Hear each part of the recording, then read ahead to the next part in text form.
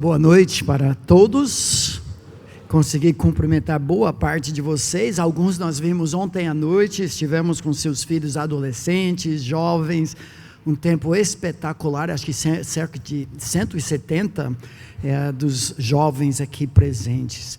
E o tema para os nossos dias, família, uma perspectiva bíblica. Afinal, que outra perspectiva nós iremos desenvolver? Porque Deus é o Criador, nos deu o manual do fabricante, que é a palavra dele. Ele tem total direito de ditar as regras para todos nós, como o oleiro no vaso que forma. E é nosso privilégio, nesses poucos momentos que eu estou com tanta fome que nem vocês, de trabalhar só 3 versículos da Bíblia. Deus começa a falar sobre a família no primeiro capítulo da Bíblia. Eu, como comentei com os jovens ontem à noite, ele não para até chegar em Apocalipse 22. A família é a imagem, o reflexo, a sombra, o vislumbre predileto divino, para ilustrar quem ele é e o amor que ele tem pela sua igreja. Falando em igreja, e rapidamente para vocês nos conhecerem um pouco, eu falo nos conhecerem. Eu mandei um recado para minha esposa agora. Carol, tem 100 casais aqui no jantar romântico e um solteiro, que sou eu. Ela falou, I'm sorry.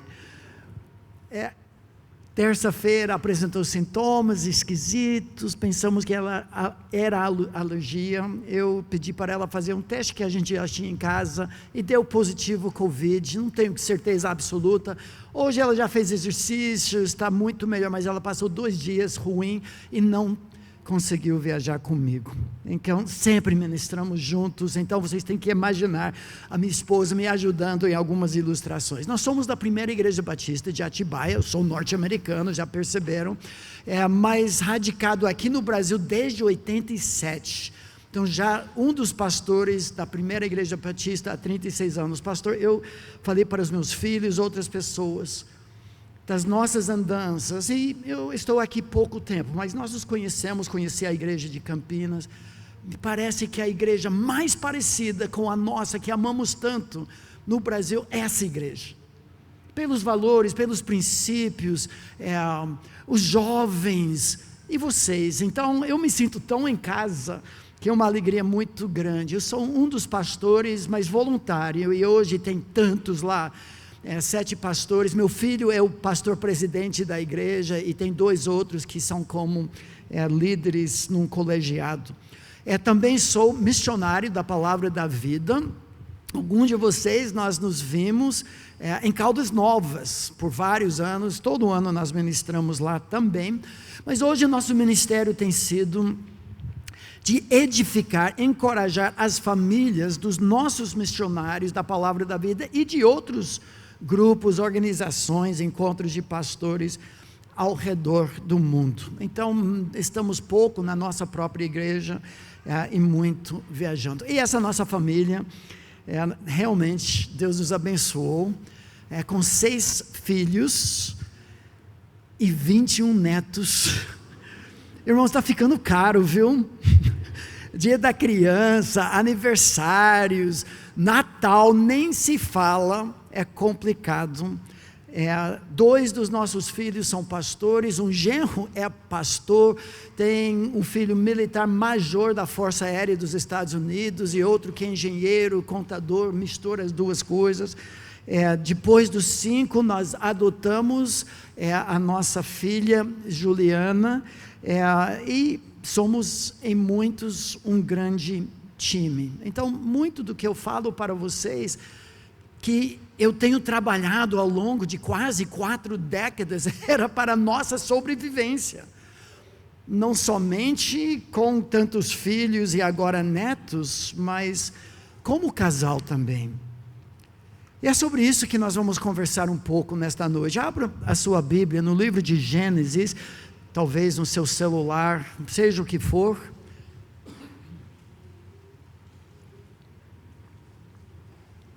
Nós vamos olhar para o 6º dia da criação e 2 grandes propósitos que Deus tem para a família. Quem conhece a gente, nosso ministério, sabe, eu não consigo falar sobre a família sem voltar para Gênesis, o livro de começos, que é uma narrativa, mas uma narrativa prescritiva, para o nosso benefício, para nós entendermos como deve ser. Nós sabemos que em Gênesis capítulo 3, quando a serpente injetou o veneno do pecado nas veias da raça humana, distorceu tudo, e hoje nós carregamos as cicatrizes disso. Não tem nenhum casal perfeito, não tem uma família perfeita, nós todos somos carentes da misericórdia, da graça de Deus, muitas falhas, muitos defeitos. Quantas vezes eu precisei pedir perdão da minha esposa, eu a faço chorar, dos meus filhos, uma disciplina exagerada, injusta, a minha raiva, a minha ira, cabeça dura, nós somos assim. Eu gosto de comparar a família, o casal, a um casal de porcos espinhos. Hoje à noite, parece, a minha esposa falou isso, vai fazer 9 graus em Atibaia, a casa nossa, tudo de alvenaria, muito fria, e ela falou, eu preciso de você aqui para me aquecer, não fale essas coisas para mim. Mas sabe o que acontece? Na toca de porcos espinhos, uma noite fria, e os dois se aproximam, mas quanto mais você chega ao seu amado, sua amada, mais alfinetadas você leva. É complicado ser família de porcos espinhos. Como muito bem disse o autor Dave Harvey em seu livro, quando pecadores dizem sim, o que acontece? Pecado. Porque caçadores caçam, pescadores pescam e mentem, e pecadores pecam, e o pecado dói. Todos nós somos assim. Se não aplicar o bálsamo do perdão de Cristo, primeiro dos meus muitos pecados, se nós não aprendermos a pedir e conceder perdão, nossas famílias são fadadas ao fracasso. O problema, muitas vezes, é que nós erramos a rota. Nós não voltamos para a planta do lar. Se o Senhor não edificar a casa, em vão trabalham os que a constroem. Se nós não entendermos qual é a planta de Deus para a nossa família, aos poucos nós vamos nos desviando desse plano. Alguns anos atrás, vários anos, no dia 1º de setembro de 1983, aconteceu uma tragédia horrível, em que o voo 007 da Korean Airlines, saindo de Alasca dos Estados Unidos, ou passando por cima, começou a desviar-se da sua rota, por minutos, por graus pequenos. Só que depois de muito tempo e muitos quilômetros voados, aquele voo encontrava-se sobre o território da antiga União Soviética. Alguns vão lembrar o que aconteceu. 2 jatos foram enviados para interceptar e derrubaram aquele voo, com centenas de vidas perdidas por causa de um pequeno desvio. Irmãos, nós não podemos arriscar isso em nossas famílias. Outra história. No dia 22 de fevereiro de 1998, em Bairro Nobre, no Rio de Janeiro, de madrugada, o edifício Palace 2, na Barra da Tijuca, desabou-se, matando na hora 8 pessoas, desabrigando 130 famílias. Qual foi a surpresa dos engenheiros civis ao investigar os destroços daquela tragédia e perceber que as colunas feitas para sustentar supostamente 480 toneladas de construção só tinham a capacidade de 230, menos que metade. E a razão é porque havia alguém cortado, feito alguns atalhos em material de construção para economizar. Acharam sacos de plástico misturado no cimento, conchas e bolhas de areia do mar, lixo, detritos. Também aquele prédio, fadado ao fracasso, ao desastre, para matar muita gente por causa de pequenos deslizes de material inferior. Meus amigos, essas duas histórias ilustram o que está acontecendo para muitos. Famílias sem rumo e utilizando material de segunda, terceira, quarta qualidade, ignorância da rota e material ruim. Esse problema é muito antigo. É interessante que Jesus, indagado pelos fariseus e pelos saduceus, várias vezes em questões envolvendo a família, divórcio, recasamento, casamento no céu, e Jesus respondeu uma vez para os saduceus, algo que tem aplicação para nós. Sobre a pergunta sobre casamento do céu, que não haverá para alguns ou muitos, eu espero que seja uma má notícia, e que ninguém aqui esteja gritando aleluia dentro do seu coração.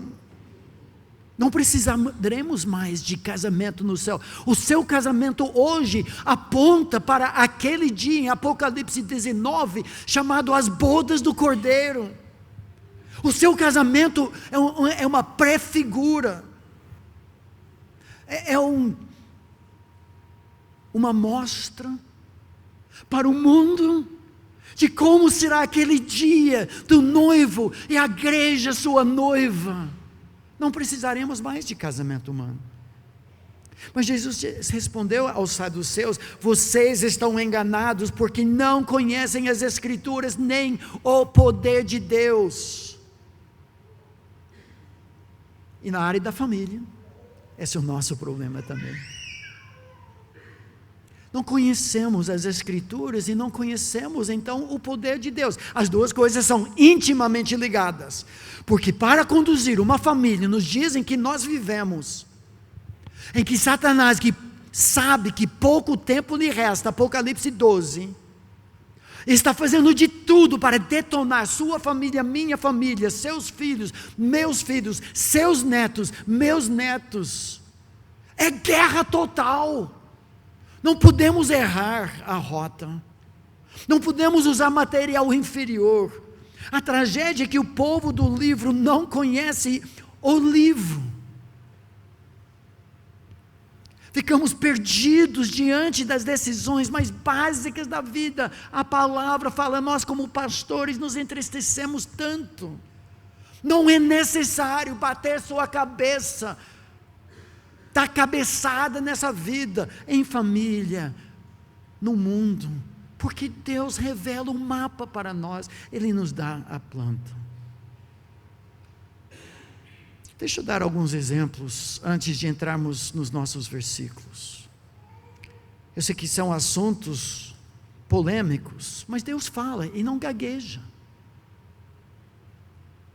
A questão é se o nosso casamento, a nossa família, o nosso lar segue a planta de Deus, é teocêntrico, centrado em Deus e sua palavra para a glória dele, ou antropocêntrico, centrado em mim, o meu achômetro,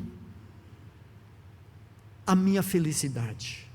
A Bíblia diz, Deus criou 2 gêneros, veremos isso agora.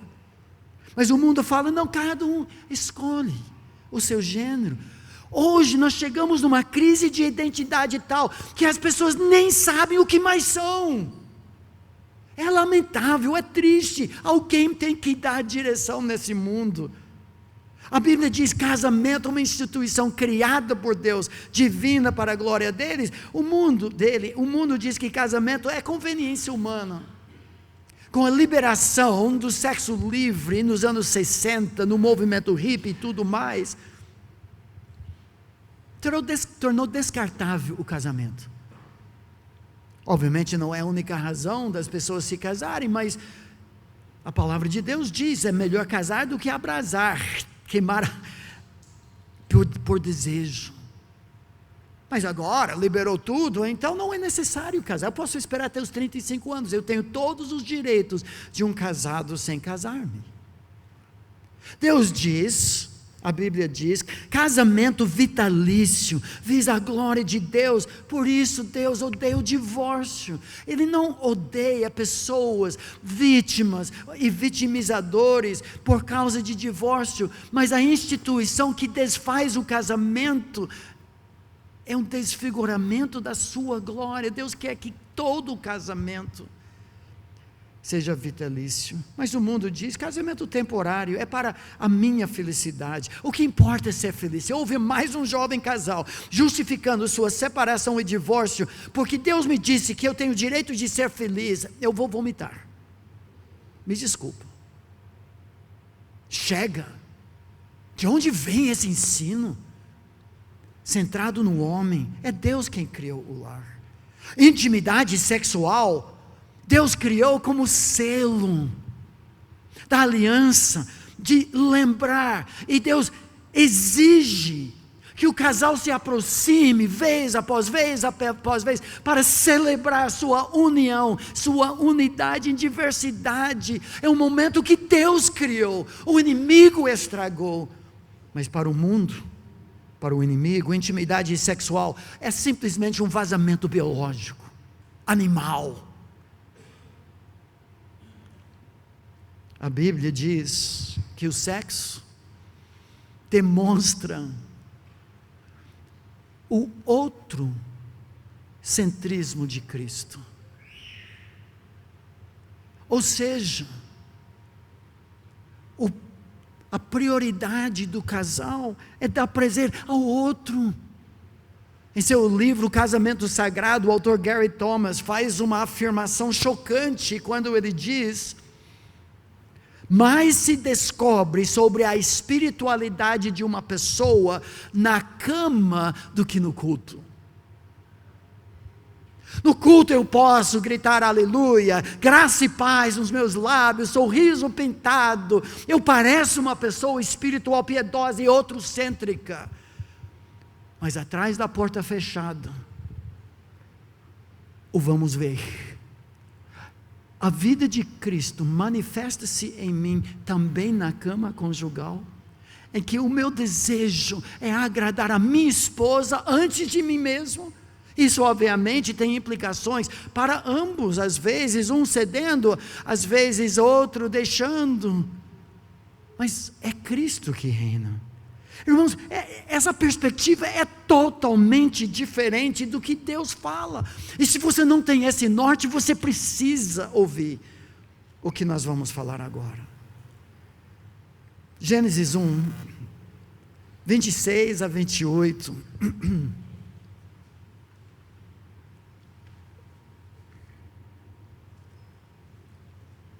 nos oferece uma perspectiva bíblica por que a família existe.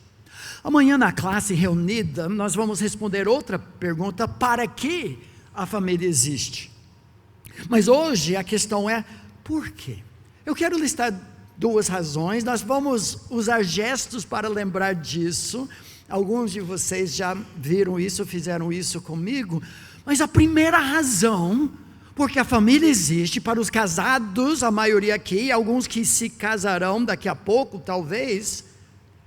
A sua família existe para espelhar a imagem de Deus. A família é uma questão doxológica da glória de Deus. Deus criou a família para resplandecer, para espelhar, para mostrar para o mundo como Ele é na família divina. Faz isso comigo e fala a palavra espelhar. Faz isso.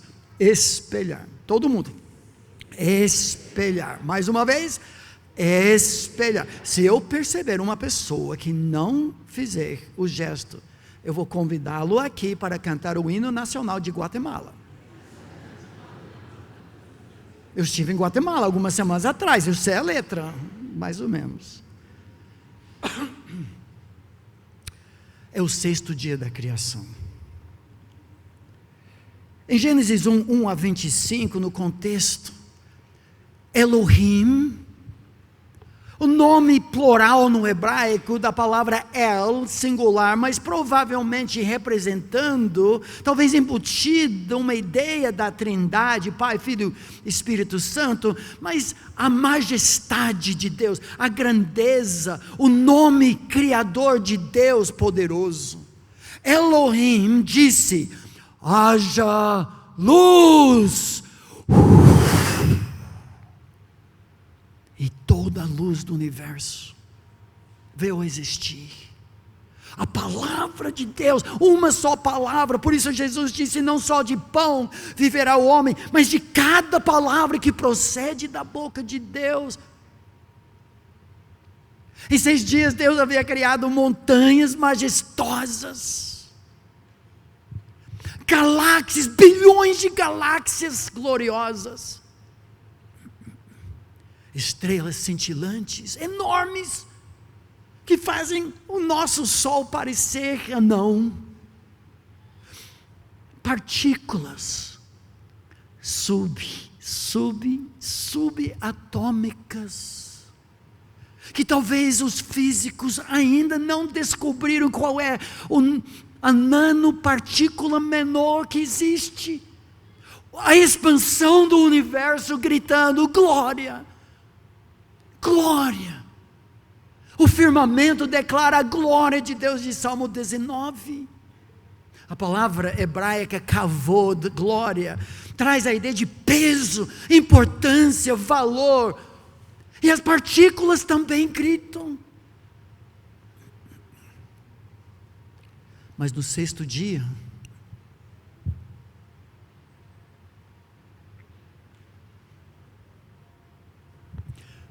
não havia um ser suficientemente semelhante ao Criador Elohim para atribuir ao seu nome a glória, kavod, devido ao seu nome. Salmo 29. Deus criou bichos para se reproduzirem segundo a sua espécie. Mas quem é suficientemente parecido com a espécie de Deus para comunicar com Ele, para ter comunhão com Ele, para devolver para Ele, para espelhar para Ele a sua glória? Não havia. Por isso no 6º dia, no versículo 26, nós lemos algo inédito em todo o relato da criação. Versículo 26 diz isso: também disse Elohim: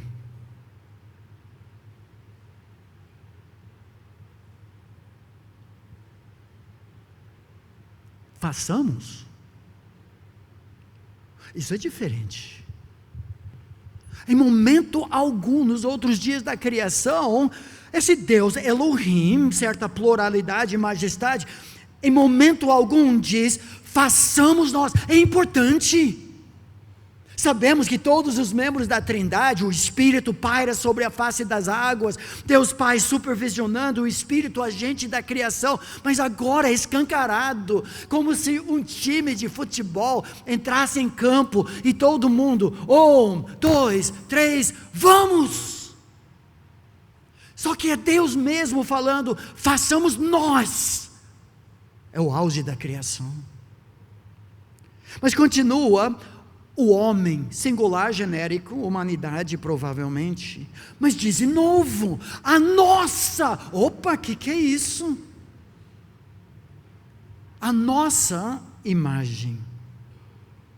E repete mais uma vez: conforme a nossa semelhança, provavelmente sinônimos, imagem e semelhança, para descrever verossemelhança, réplica, miniatura. Depois, uma das implicações disso, no versículo 26, o texto literalmente diz: tenham eles, muitas Bíblias traduzem com singular, mas o texto se refere agora à coletividade, domínio. Nós vamos fazer o que Deus fez. Deus formatou o universo e Ele encheu o que estava vazio. Nós vamos continuar trazendo ordem, organizando, descobrindo, enchendo, expandindo o reino de Deus como seus representantes. Bicho nenhum tem essa responsabilidade. Mas olha o versículo 27. Não coincidentemente, esse é o primeiro versículo de poesia na Bíblia. Um dia que nós estamos celebrando os namorados é muito apropriado. As primeiras 2 vezes que Deus fala em poesia, ou a Bíblia fala, primeiro Deus, depois o homem, como imagem de Deus, é no contexto da criação da família, do casal. Agora entenda, a poesia hebraica é diferente da poesia que eu escrevo. Eu já escrevi muitas poesias para minha esposa. As minhas poesias têm rima de som. Eu acho muito bom, desde que a palavra tenha o mesmo tom. Obrigado. É mais ou menos esse nível mesmo. Poesia hebraica é eco, paralelos, conceitos repetidos de forma bonita. Só tem 5 livros do Velho Testamento que não contém algum versículo de poesia. E o primeiro da Bíblia está aqui. Olha o que diz o texto: criou Elohim, pois, à luz desse desejo, desse impulso de ter representantes, espelhos, para ecoar para Ele, para ter comunhão com Ele, criou Elohim, pois, o homem, singular, à sua imagem. Entenderam? Eu também. Só que Deus repete. Não é porque nós não entendemos, porque é poesia. Ele inverte os elementos de uma outra técnica poética. A imagem de Elohim o criou. Esses elementos se cruzam no meio para enfatizar a coisa mais importante da sua pessoa e da minha pessoa. Nós somos espelhos. Nossa existência é para refletir a glória de Deus. O que nos dá dignidade, o que nos dá significado, é o fato de que nós somos imago Dei. Mas até agora, talvez você tenha uma curiosidade: Davi, eu não estou vendo nada de plural aqui. Façamos a nossa imagem, a nossa semelhança. Olha o que diz: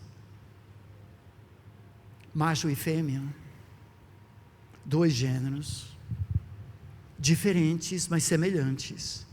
Homem e mulher os criou. Só que estragou a poesia, estragou coisa nenhuma, porque o paralelismo, a poesia começa no façamos o homem, a nossa imagem, a nossa semelhança. Homem e mulher os criou. Ou seja, a unidade em diversidade do casal casado, que agora vai servir para espelhar exatamente como o Pai, Filho e Espírito Santo são, totalmente iguais no ser, mas diferentes no fazer. Pessoas distintas, eternamente unidas, governando o mundo, e agora nós faremos isso. Deus criou pequenas réplicas, ilustração gráfica. Não fosse a criação do casal, nós não entenderíamos muita coisa sobre Deus. Por exemplo, o indivíduo tem intelecto, emoção, vontade, capacidade de racionalizar, comunicar, adorar. Ótimo, o indivíduo é grande reflexo da imagem de Deus, mas existem alguns aspectos da pessoa de Deus. Eu vou convidar o nosso casal sentado bem aqui, pastor Roberto e Karen, por favor. Só para ilustrar, normalmente eu faço isso com minha esposa, mas eu vou pastor, eu vou usar os subordinados aqui, deixar o pastor em paz, e a esposa, tá, pelo menos por enquanto, tá bom? Prepare-se, mas fique aqui mais uma vez. Lembra que ontem à noite esse foi meu bloco de mármore aqui, dando as mãos um para o outro. O que é que nós vemos no casal casado, que nós não vemos no indivíduo? Tem uma lista aqui: compromisso. Você sabe que hoje chegamos ao ponto de que algumas pessoas estão casando-se consigo mesmas? Chama-se soligamia. Procure no Google. Não agora. Gastam centenas de milhares de reais para ter uma festa, uma recepção, e declaram lealdade para si mesmo. Você promete? Eu prometo. É esquizofrenia. Está louco. Compromisso. Como a eterna aliança que junta Pai, Filho, Espírito Santo, um pacto indissolúvel aos olhos de Deus. Jesus diz, até que a morte os separe, e só isso. A intimidade. Por isso Gênesis 2, no grande finale da criação, nós não sabemos nada de dinossauros, nada de partículas subatômicas, ou qual é a última estrela nos confins do universo. Eu queria saber essas coisas. Sabe que nós encontramos uma cerimônia de casamento, em que Deus diz, por isso, deixa o homem, pai e mãe, gruda-se a sua esposa com tudo que tem, tornando-se, os dois em uma só carne.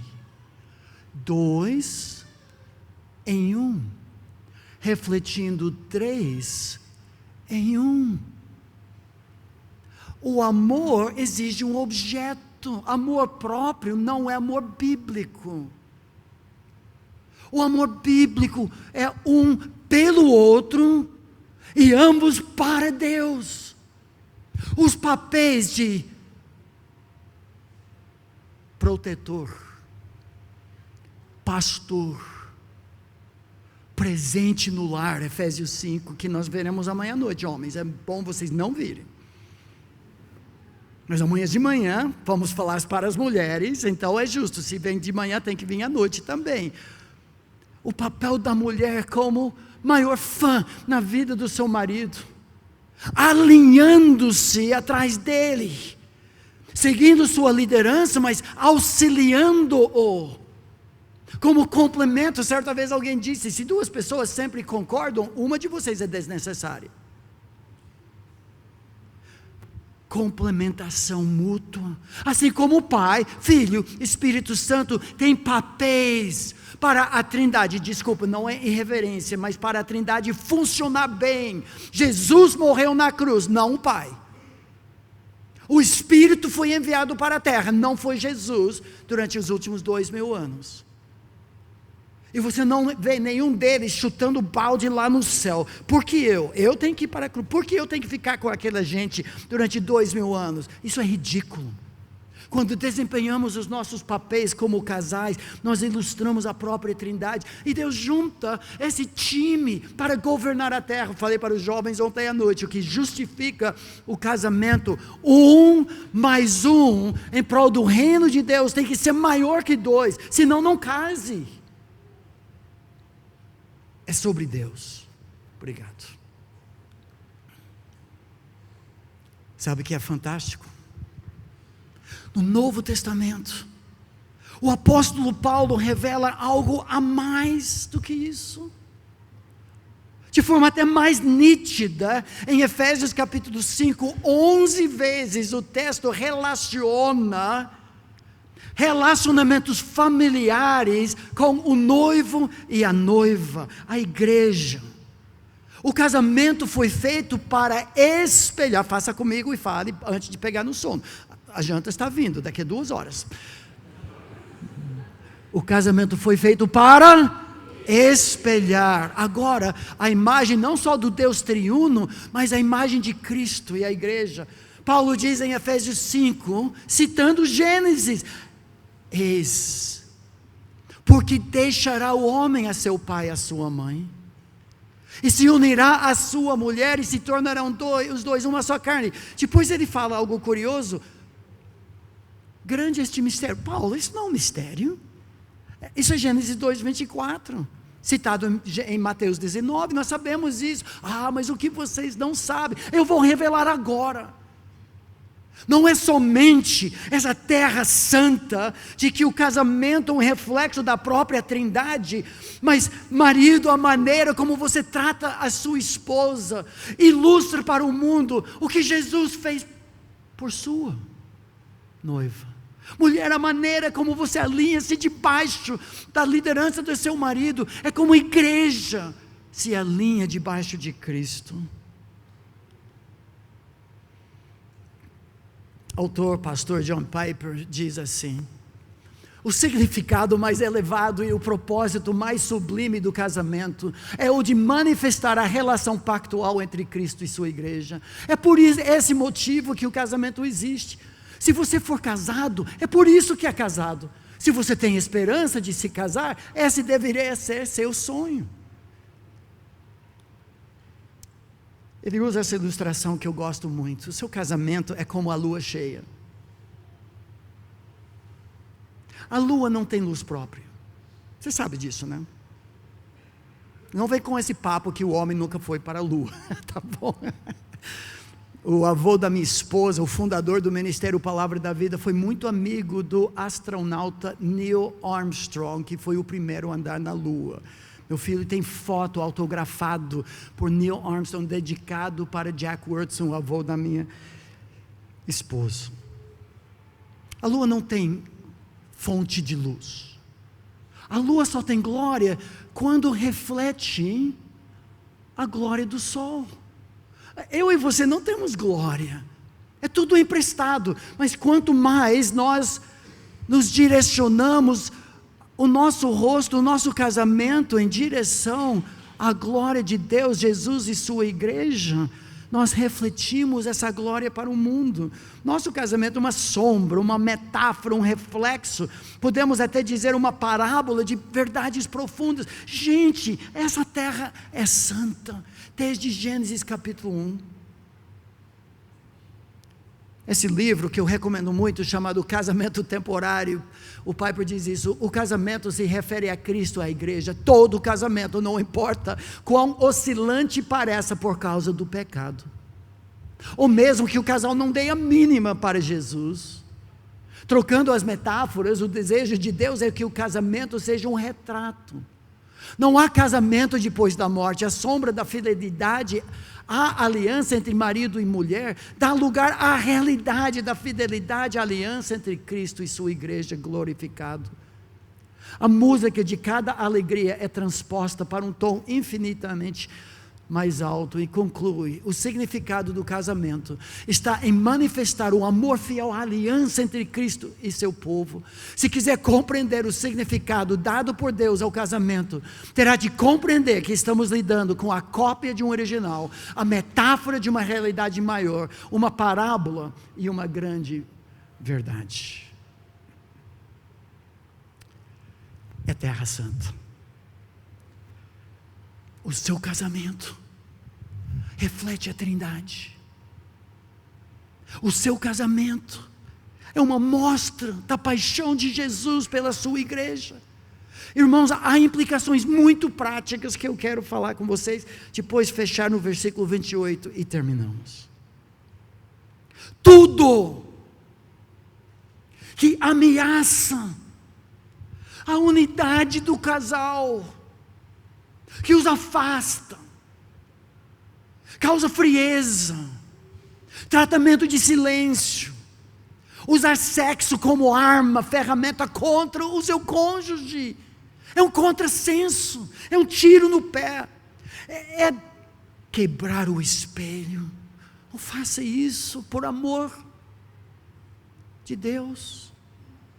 É uma aberração, e o inimigo está fazendo de tudo. Ele não pode atacar frontalmente a Deus, ele já perdeu essa guerra, mas ele pode atacar seus filhos.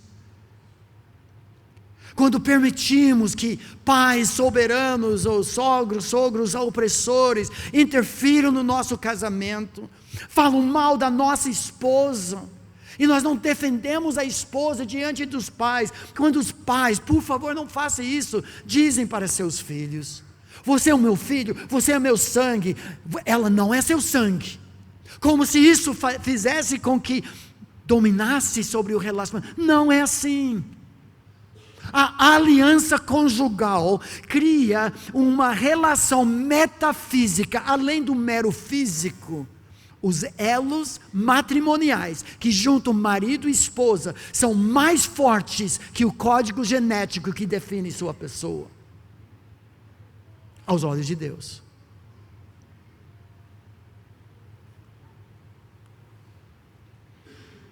Quando nós engolimos doutrinas machistas e feministas, invertemos os papéis, rejeitamos o ensino claro bíblico sobre um marido herói, cavalheiro, protetor, que trata a esposa com proteção e pastoreio e a protege como vaso precioso.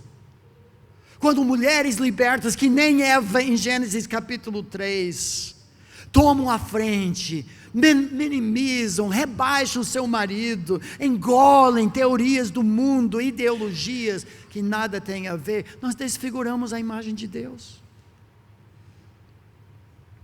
Quando dormimos bravos, Efésios 4:26, irai-vos e não pequeis, não se ponha o sol sobre a vossa ira, nem deis lugar ao diabo. Ele aproveita essa brecha para começar a afastar um do outro, começa a empilhar um monte de coisa debaixo do tapete, nunca é resolvido. Nunca vamos resolver todas as questões, mas a ira sim. Não podemos permitir isso. Todo e qualquer terceiro que se intromete na nossa união, seja o celular, internet, salas de chat, hobbies, igreja, ministério. Temos pessoas da nossa igreja que se escondem um do outro no trabalho da igreja para não ter que ficar em casa com o cônjuge. Às vezes os próprios filhos. Hoje, para muitos, os filhos vieram entre o casal, a nossa vida gira em torno dos filhos, chama-se filiocentrismo, em que se torna um pequeno rei, pequena rainha, não pode ser contrariado, não pode nunca dizer não para esse filho. O filho determina o que comemos, quando nós dormimos, onde vamos passar as férias e tudo mais. Não faça isso. Seja o papai e mamãe. Deixa eu chamar o meu casal aqui de novo. Por favor, vai ser uma ponte, nós estamos realmente na reta final, gente. Todo pastor fala isso, mas é mentira mesmo. Nós temos mais 2 horas, mas tudo bem. Vamos imaginar, eu sei que vocês têm 2 filhos, tem uma lacuna, mas vamos imaginar que vocês queriam adotar uma criança. Orlando, cara do papai, vem, juntam as mãos. Esse é o bebê deles, mas é cara do papai mesmo. Só que por um engano, por falta de ensino, ele entra no meio do casal. A vida gira em torno do Júnior. Gira.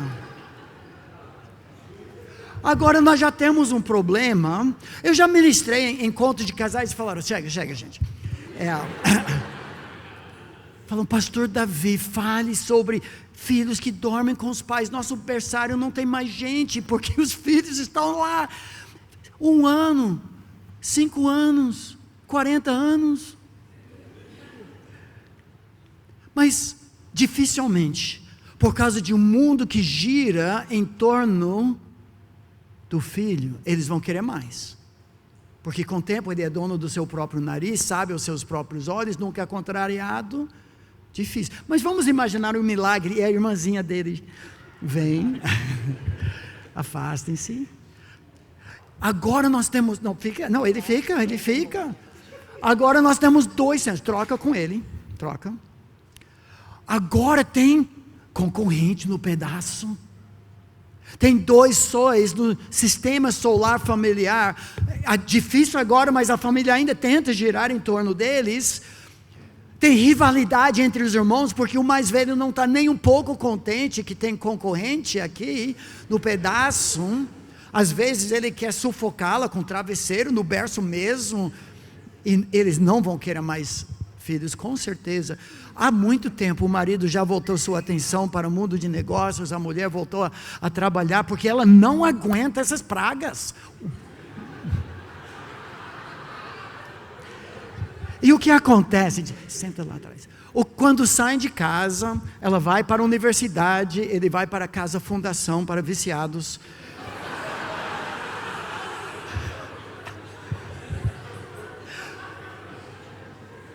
Mas olha aqui, olha a lacuna, 25 anos, 30 anos se passaram, eles não se conhecem mais.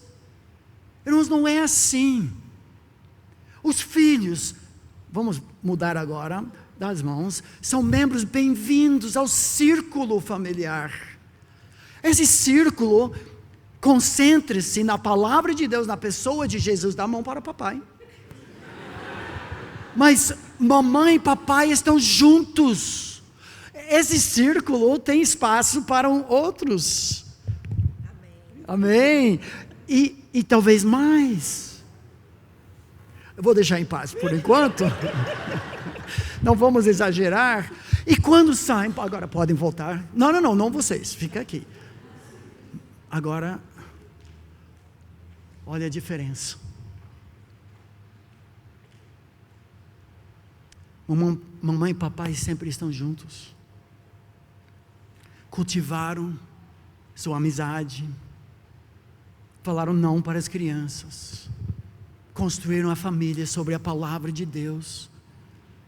Entra nova fase agora de aposentadoria, maior envolvimento na igreja, porque tem mais liberdade. Os filhos mandam os netos passar um tempo em casa e depois volta para a sua casa. Gente, é lua de mel, obrigado. O nosso lar existe para espelhar isso. Mas tem mais uma coisa. Olha Gênesis 1:28. A família também existe para espalhar a imagem de Deus. É aqui que entram os filhos. Não são para nós. É para a glória de Deus. O próximo versículo no texto diz isso. E Deus os abençoou. O plural, a imagem, o casal, e lhes disse: opa, grande privilégio, isso é reflexo da imagem de Deus, implica em grande responsabilidade. Qual é? De forma tríplice, Deus diz: sede fecundos, multiplicai-vos, enchei a terra. Você sabe que nós encontramos aqui no primeiro capítulo da Bíblia, a família, o casal, um reflexo da glória de Deus, e missões. A família, missões e a família. A família é a primeira agência missionária na terra. Sua família é um time criado para abençoar o mundo.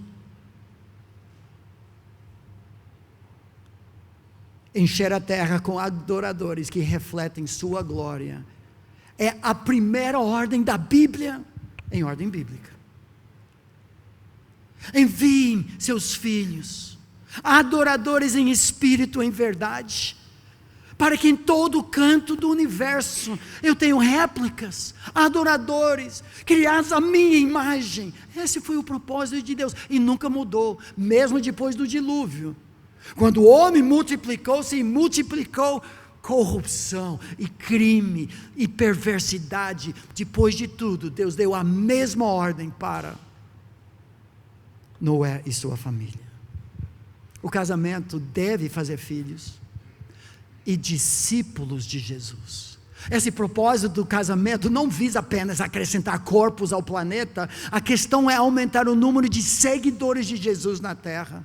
O propósito de Deus ao fazer do casamento o lugar de ter filhos, nunca foi apenas o de encher a terra com gente, mas de enchê-la com adoradores do Deus verdadeiro.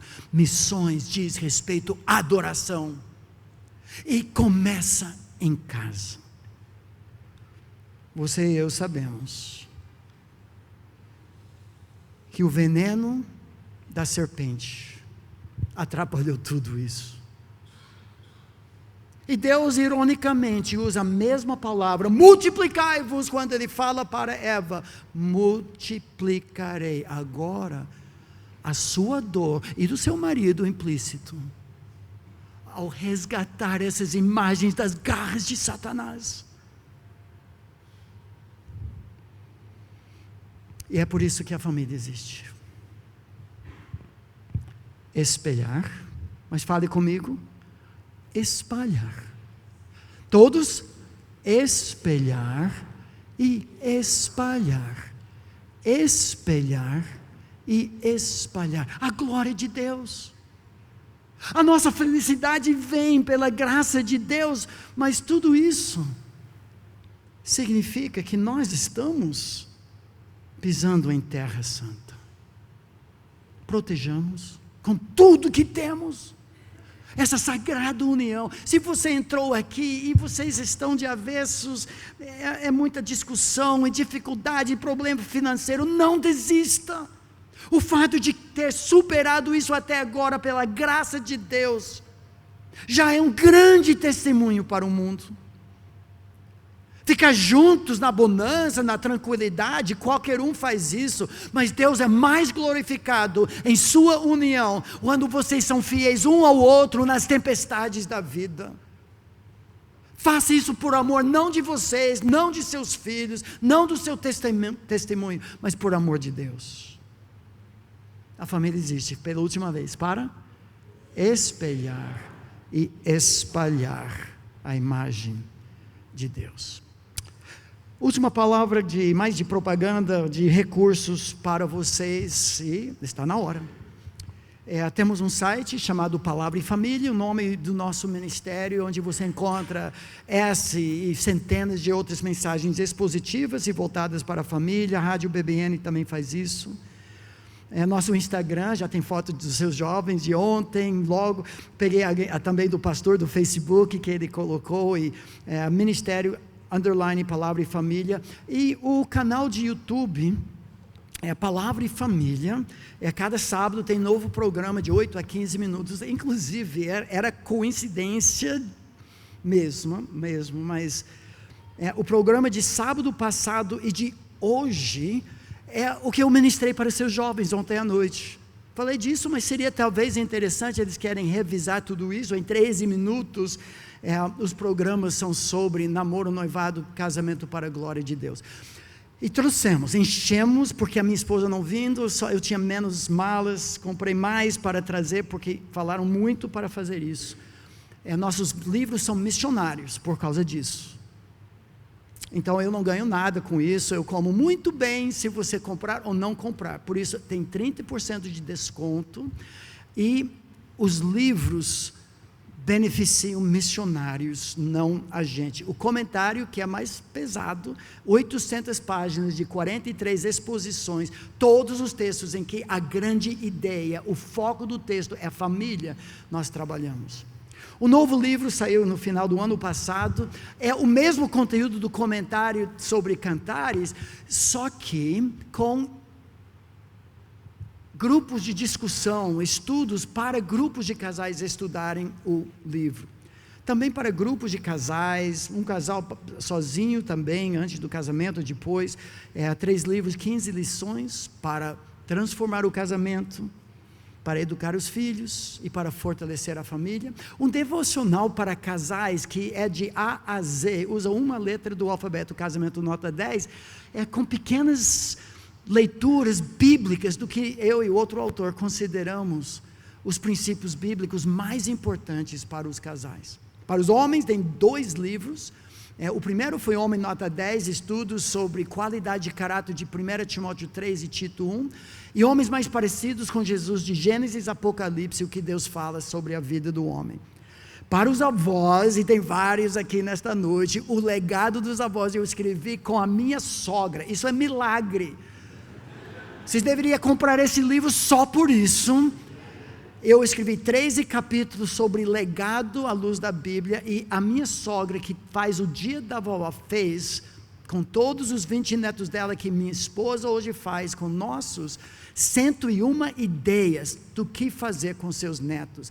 E o outro livro são textos bíblicos sobre educação de filhos, à luz da Bíblia toda. E eu falei para os jovens ontem à noite, 2 livros sobre namoro, um livro devocional para pais e juniores, adolescentes, 14 e 15 anos, chamado Mapa do Tesouro. E os nossos primeiros livros escritos são mais há muitos anos, mas talvez tenha algo, ideias para grupos pequenos, culto doméstico, família, professores e mulheres. Mas para você nesta noite, 101 ideias criativas para paparecar seu marido e sua esposa. São versículos bíblicos e ideias práticas para fazer isso, ok? Que Deus os abençoe.